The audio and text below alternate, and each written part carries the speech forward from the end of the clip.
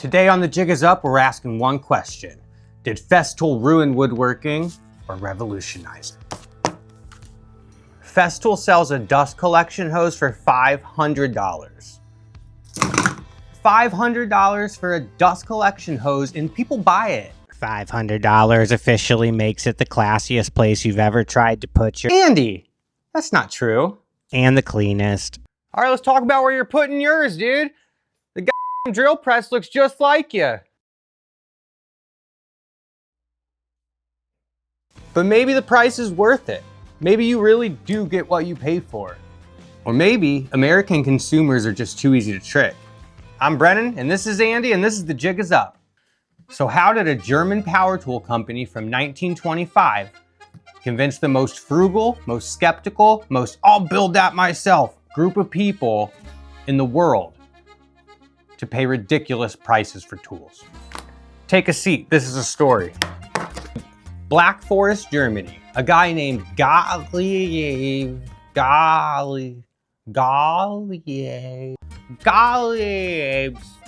Stahl starts pivoting toward power tools, but it's nothing that would make you want to write a documentary about it yet. Yet here we are. Here's where it gets interesting. World War II happens. Germany loses. The country's basically being held together with pocket hole screws. Your whole shop was built with pocket hole screws. Anyways, the entire country's in rubble. And when you're rebuilding a country from scratch, you need carpenters, you need woodworkers, and they need tools that work. So I cut a little crooked. Your smile looks like your mouth didn't account for seasonal wood movement, and I don't make fun of you. Andy, you make fun of me for it all the time. Festool didn't build a luxury brand first. They started with their reputation first. They were obsessive, almost pathologically obsessive about dust collection. Yeah, dust collection. So what you're saying is they sucked on purpose? Ha, Andy, which is believable now, knowing what we know. But in the 1950s and 60s, nobody was talking about dust collection. The attitude was, if you don't want dust in your lungs, don't be a carpenter. Smartest thing you've said all day. No, Andy, not smart. The smart thing was convincing people to care, which is what Festool began doing. Festool said no. No. They started integrating dust collection into all their tools. That's not just a marketing decision. It's an engineering philosophy. And that philosophy is the seed of everything that comes later. Let's talk about the track saw, specifically the Festool TS55. Finally, we get to talk about Before Festool, if you wanted to make a perfectly square cut on a 4x8 sheet of plywood, that meant you needed a table saw, you needed a shop to put the table saw in, and you needed a second guy that wasn't afraid of losing a finger. You're being a little dramatic there, Sally. Festool's track saw concept was simple. What if the saw went to the wood instead of having to bring the wood to the saw? Lay it on the plywood, push it across, perfectly straight cuts every single time. On a job site, in a kitchen, on the floor of a house you're renovating, wherever. Cabinet makers went insane for it. European furniture makers, high-end Finnish carpenters. Because suddenly one man could do the work of a two-man table saw operation all by himself, cleaner and faster, and with dust extraction built in. That's not that gay. That's right, Andy. That's not that gay. That's not a luxury product. That's a productivity product with a luxury price. That's the entire Festool business plan in one sentence. Their argument was that their tools would save you more money than they cost. If you're a professional charging by the hour and a tool saves you an hour a job, do the math. Over time, it's a no-brainer. Whether the math adds up for everybody, that's a different conversation. It's mostly just Star Wars Legos for old men. Be quiet, Andy. You don't want to get unplugged again. Now here's where Festool either becomes a genius company or a cult. Depends on who you ask. We're not asking Andy. The Sustainer. In the 1990s, Festool introduces a modular storage system, stackable cases. Each tool comes in one. They all clip together, They all fit on the same dolly. One system to rule them all.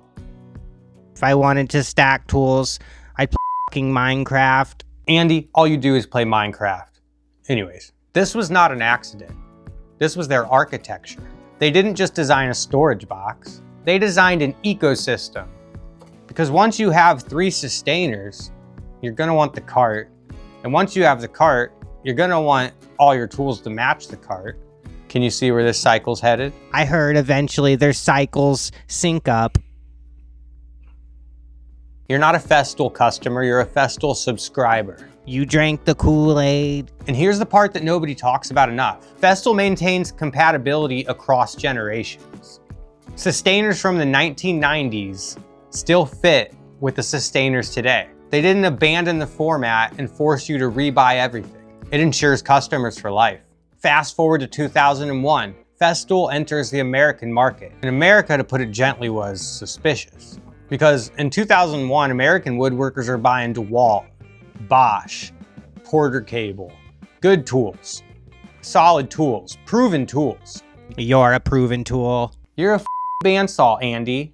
We liked our American tools. Ha! American marketed tools. And here comes this German company with $1,000 routers. The reaction was exactly what you would expect it to be. Forums let them have it. Remember forums? Overpriced garbage, status symbols for dentists. That last one stuck, by the way. The dentist woodworker became a whole archetype. The guy with more money than time, buying the best of everything for a hobby shop he can only use on the weekends. Yeah, the weekend she doesn't have him working in the garden. But then something strange happened. The professionals who tried Festool tools, they didn't go back. Finish carpenters, kitchen installers, furniture makers, Cross-dressers. who got paid for their work and tracked their time. They'd try a Festool saw or a Festool sander and they'd say, it's not that I like spending the money, it's just that I genuinely can't get results like this with a cheaper tool.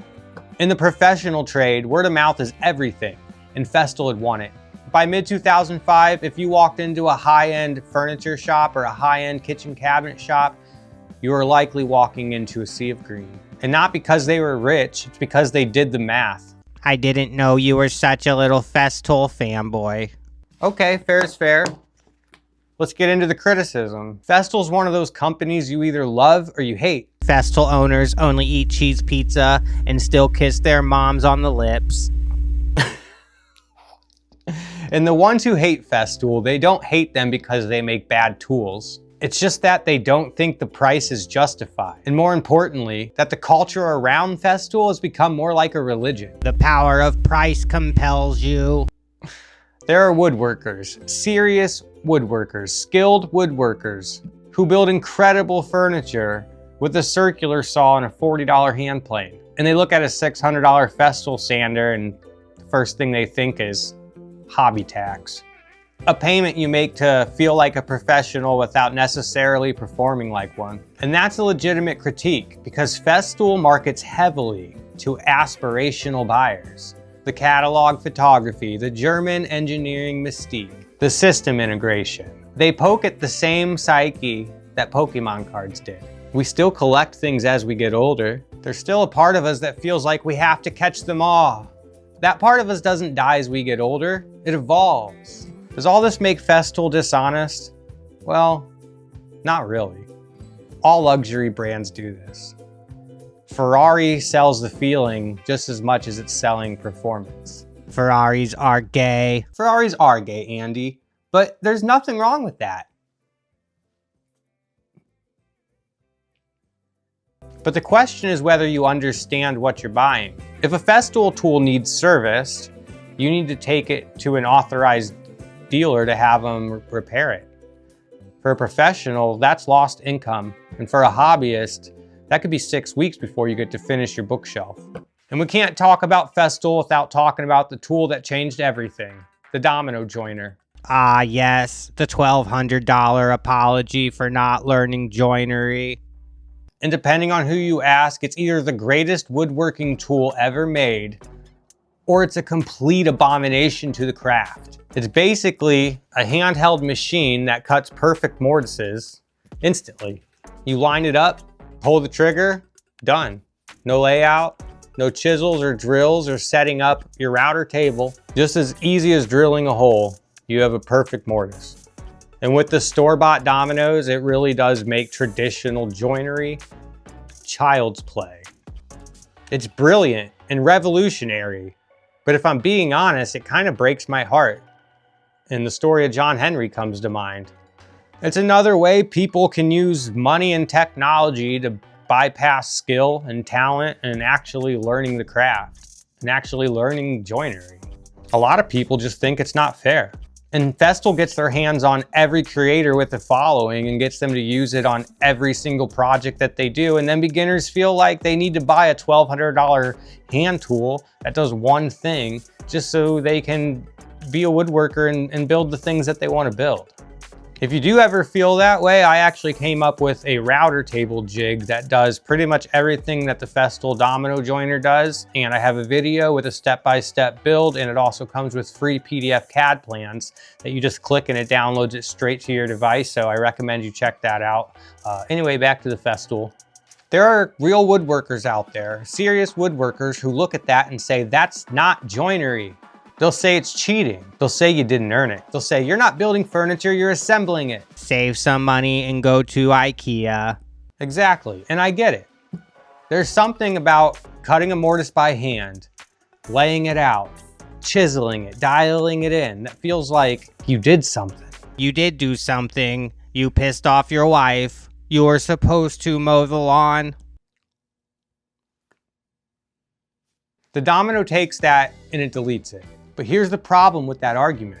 No customer in the history of time has ever looked at a piece and said, well, how was the mortise cut? They don't care about that. They care about if it's strong and if it looks good. And the Festool Domino Joiner can do all of that. Better and faster than probably anything. Biscuit joiner with a trust fund. Yeah, and it works. That's the real reason the Domino Joiner is so controversial. It didn't ruin woodworking, it exposed it. There's two types of woodworkers. And you're neither. Woodworkers who care about the process and woodworkers who care about the result. And Festool draws a line right through the middle of that. But the bottom line is, once people use it, they don't go back.